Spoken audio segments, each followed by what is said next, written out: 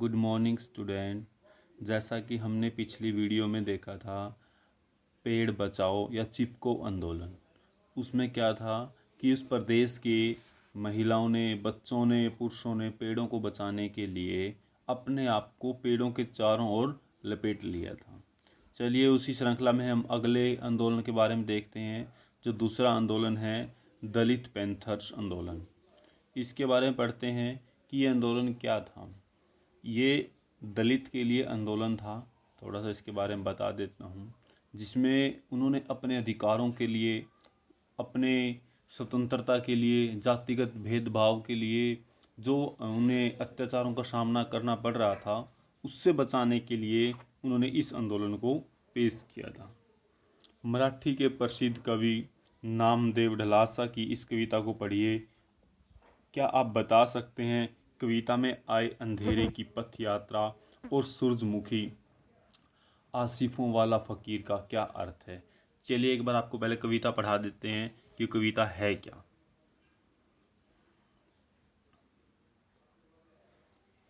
ये है इनकी कविता नामदेव ढलासा।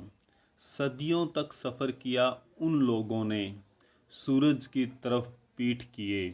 मतलब इन्होंने बात कर रहा है उन लोगों की जो दलित हैं, जो कमज़ोर वर्ग के लोग हैं और जो हमेशा एक उज्याले की तरफ नहीं देख पाए, एक ऐसे समाज की तरफ नहीं देख पाए जहां उन्हें एक इज्जत, एक सम्मान, एक समान अधिकार मिल सकें। तो सूरज की तरफ पीठ करके वो लगातार एक सदियों तक इसी तरह से अपना जीवन जीते रहे। लेकिन अब हमें कहना है ना अंधेरे की इस पथ यात्रा से। अब हम इस अंधेरे की पथ यात्रा से कहना चाहते हैं। यहाँ अंधेरे की पथ यात्रा से मतलब है कि जो वो एक ऐसे समाज में रह रही हैं जिसमें उनका शोषण हो रहा है और जहाँ वो शोषण के प्रति अपने आप को विरोध करके बाहर निकालना चाहते हैं, उन्हें कहना चाहते हैं, हाँ हमारे पुरख अंधेरे को ढोते ढोते झुक गए।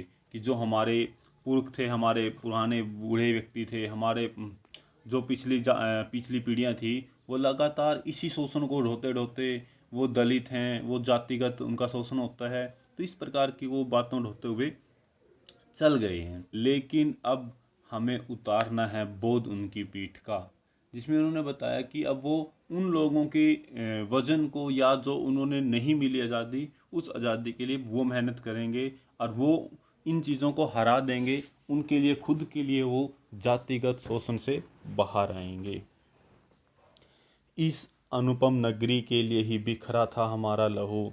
तो जो एक आज़ादी है जहाँ उनको समान अधिकार, समान व्यवस्था, ये सब दी जाए, तो उसके लिए उन्होंने इतनी मेहनत की थी। लेकिन अब हमें ढानी में ही होगी यह लेकिन अब हमें ढहानी ही होगी यह इमारत जो चूम रही आसमान को। जो ये ऊंचे ऊंचे आशियाने वाले लोग हैं, जो बड़े बड़े महलों में रहते हैं, ये इनके साथ लगातार शोषण करते जा रहे हैं। तो इनसे इनको बदला लेना होगा और उनसे, उनके प्रति जो घृणा है, तुच्छ भावना है, उनको इसको ख़त्म करना होगा। हजारों वर्ष बाद मिले हमें वो सूरजमुखी अस्सियों वाला फ़कीर। यहाँ उन्होंने बताया कि बहुत समय बाद उन्हें एक थोड़ी सी चिंगारी मिली है, थोड़ा सा साहस मिला है, वो भी डॉक्टर भीमराव अंबेडकर की वजह से, जहाँ संविधान में दलित के लिए, आंदोलन के लिए, दलित के सोच विचार के लिए उन्होंने इस प्रकार के नियम कानून संविधान के अंदर लिखे। अब हाँ, अब सूरजमुखी की तरह ही हमें घूमना होगा मुख हमारा सूरज की ओर। कि जो अब लगातार सूरजमुखी का फूल अपना आपको सूर्य की किरणों के साथ मोड़ लेता है, जिस तरफ होती है उसी तरफ उनका मुंह हो जाता है, तो उसी प्रकार दलित पैंथर को भी इस फ़कीर की सहायता से अपने आप को एक उन्नत समाज के लिए लगातार मेहनत करनी होगी और उसके लिए आंदोलन करते रहेंगे।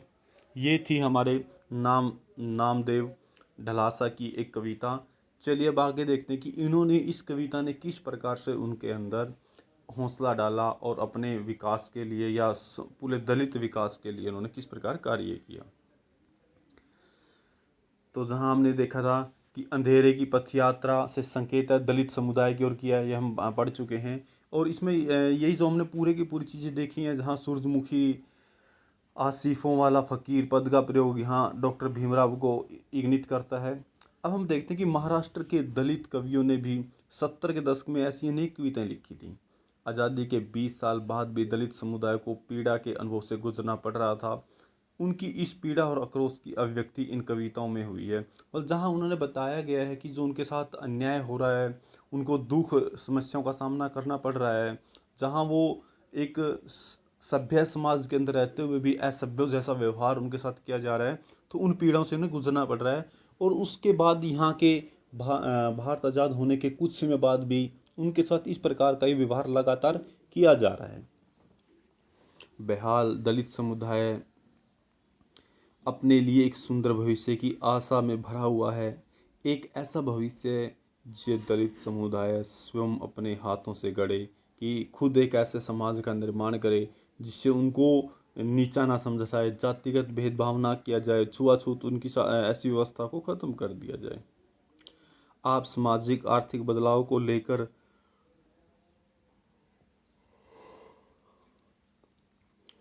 डॉक्टर अंबेडकर के सपने और हिंदू जाति व्यवस्था के ढांचे से बाहर दलित को एक गरिमापूर्ण स्थान दिलाने के लिए उनके जुझारू संघर्ष की बातों को जान सकते हैं। ये ऐसी आश्चर्य नहीं है कि दलित मुक्ति से प्रेरित अधिकांश रचनाओं में डॉक्टर अंबेडकर का वर्णन एक प्रेरित पुरुष के रूप में मिला है। मतलब यहाँ एक दलित समुदाय को, एक निम्न समुदाय को जहाँ छूत समझा जाता था, जिसको ऐसा समुदाय समझा जाता था, जिसको नीच समझा जाता था, उसमें अंबेडकर ने एक रोल मॉडल का काम किया था। जितनी कविताएं वहाँ बनाई गई थी उसमें उनको एक प्रेरक के रूप में, एक सभ्य व्यक्ति को एक आगे चलने वाले के रूप में दिखाया गया था। तो जो दलित पैंथर था, इसे जो दलित पैंथर उनके द्वारा जो बनाया गया आंदोलन था, उसका नाम था दलित पैंथर। अब देखते हैं ये उदय इसका किस प्रकार से हुआ, ये दलित पैंथर किस प्रकार से उदय में आया। जो वहाँ पर शिक्षित दलित थे, जो पढ़े लिखे थे, उन्होंने अपने आप को इस प्रकार काबिल बनाया और उन्होंने अपनी झोंकी झोपड़ियों से बाहर निकले और बाहर निकलकर दलित लोगों के लिए, पूरे अपने समाज के लिए एक नई प्रक्रिया को आग्रह दिया।